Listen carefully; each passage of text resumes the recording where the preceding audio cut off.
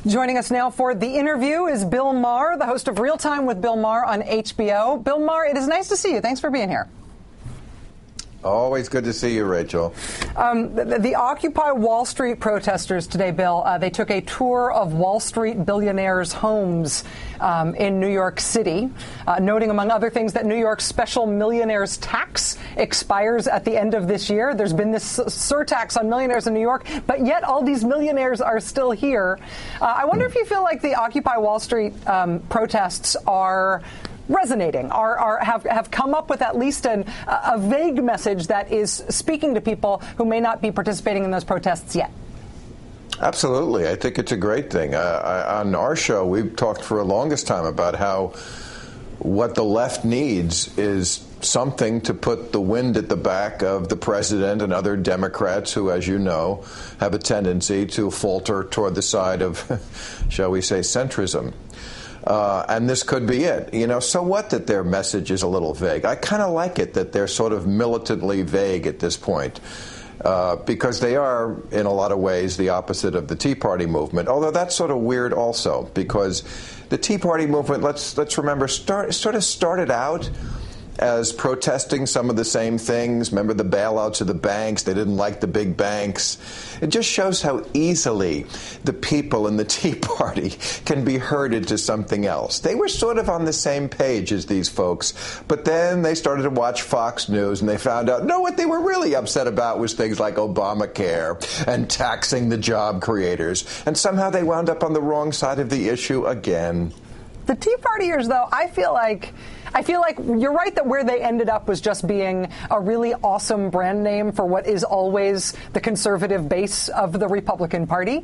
But I think back to the Rick Santelli call from the stock exchange in Chicago and the bailout that he was angry about, that he called for that first Chicago Tea Party, he wasn't angry about a bank bailout. He was angry about the idea that people with mortgages might get bailed out, individual homeowners might get bailed out, and that was the outrage. So I don't know. I feel like the origin myth of the Tea Party is something that's even screwed up in my own mind. I'm not sure they were ever anti-bank.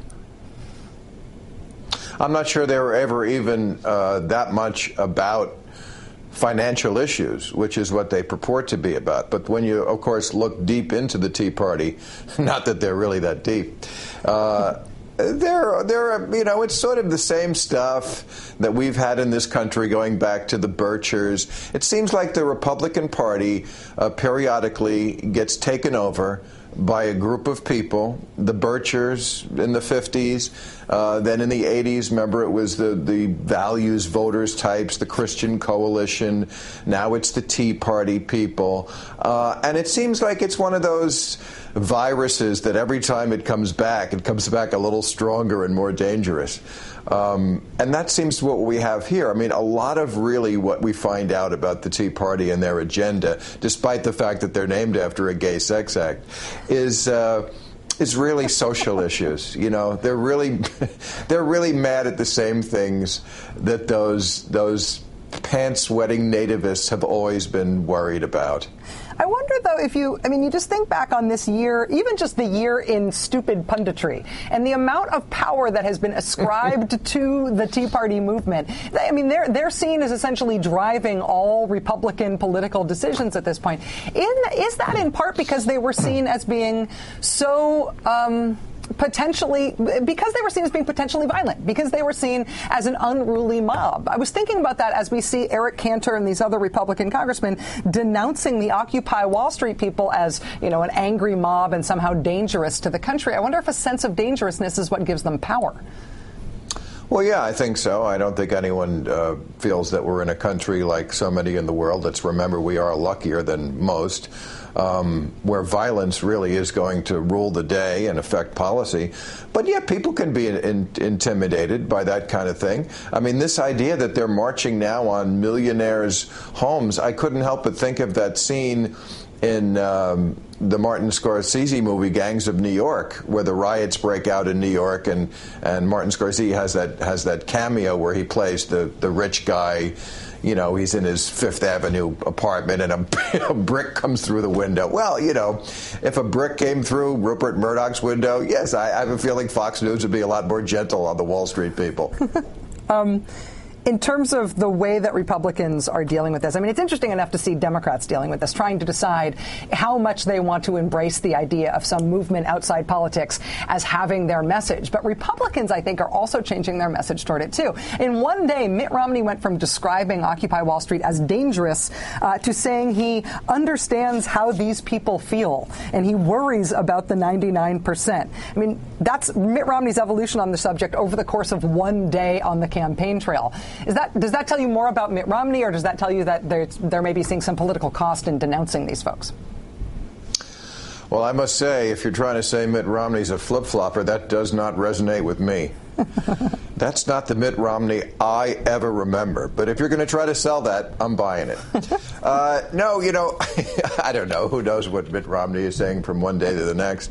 But he said in the debate, the last debate, that he wanted everyone to be rich.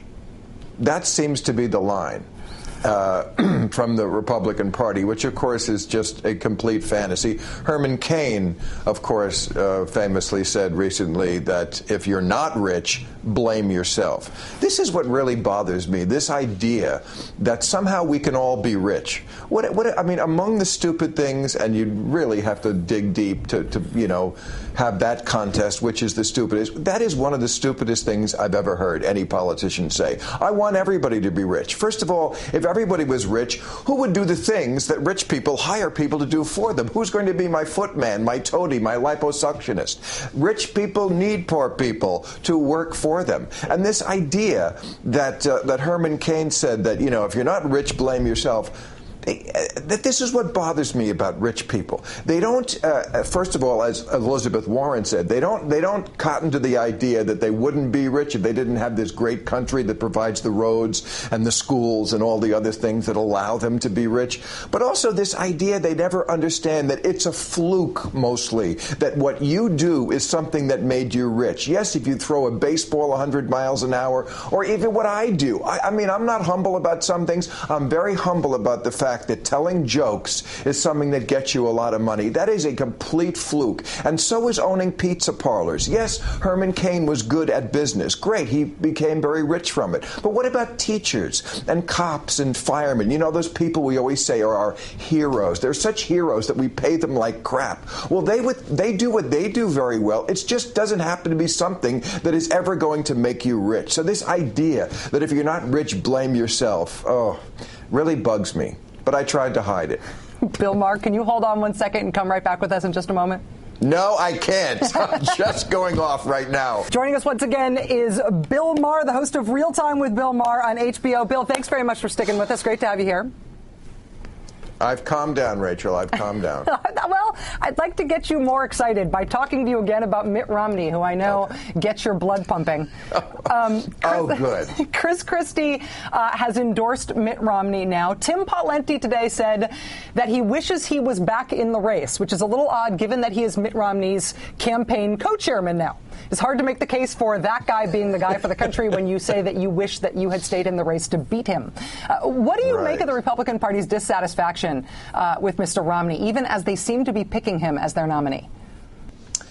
Well, it's funny. I mean, it's delightful for someone who doesn't like the Republicans. I'm enjoying them, watching them pick at each other. I mean, you have to understand that the Republicans, I think, basically cannot find a person that they really like because they really don't like people.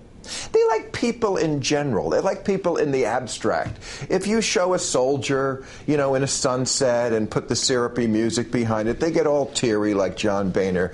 But if that soldier then opens his mouth and says he's gay, they'll boo him right out of the room. So I think that's part of it. They really just don't like human beings. They like Ayn Rand, who doesn't like human beings. And as far as Mitt Romney, I was reading an interesting poll today that said most Republicans still are not even familiar with Mitt Romney. They can't even name the people who are running. This isn't just Americans. This is Republicans who you'd think would be a little more interested. I don't think they really know who he is yet, so he's still kind of defining himself. And, of course, you have so much to pick from to define because he's been on every side of every issue, as we know. What really is going to be the problem for Mitt Romney is the Mormonism thing. I don't think the flip-flopping thing bothers people anymore. They kind of accept that politicians are always full of it and all over the map, and you can't trust them, and they say one thing and do another. But the religion stuff in this dumb religious country, that's going to be a problem for Mitt Romney, as we saw this week when Herman Cain, not Herman Cain, who outed him? Rick Perry, the Jeffers guy who was Rick Perry surrogate. Yes, Rick Perry outed him as a Mormon and started to play this Mormon card. And when people find out that, Mormonism really is not a branch of Christianity, I think it's going to be a problem for him. When Mitt Romney made his speech in 2007, people compared it to the Kennedy speech in '60. It was nothing like the Kennedy speech. What Kennedy was saying was, I'm a Catholic, yes, but I'm not going to be taking my orders from the Pope. I separate church and state. That's not what Mitt Romney said. What Mitt Romney said was, look, yes, I'm a Mormon. That's different than a Christian. But what's important is that we all believe in nonsense. We could all rally around that. Do you think, though, that, Mitt Romney now has this choice of whether or not to redo that speech that he did before about his faith? Or he could also go sort of on the offensive against the people who are calling his religion a cult. It seems like he's counting on this, creating some sympathy for him because his religion has now been attacked by his political rivals. If you were advising Mitt Romney and you wanted him to win the nomination, what would you tell him to say about this? He's sort of in a box, isn't he? Well, yeah, I would advise him to become a Protestant, and I'm sure he would have no problem doing that because he's Mitt Romney. He is the ultimate shapeshifter. If a poll came out tomorrow that said he could get elected easier if he was a black woman, he would have the sex change operation tomorrow, get a weave, and rename himself Letitia. I have no doubt about that.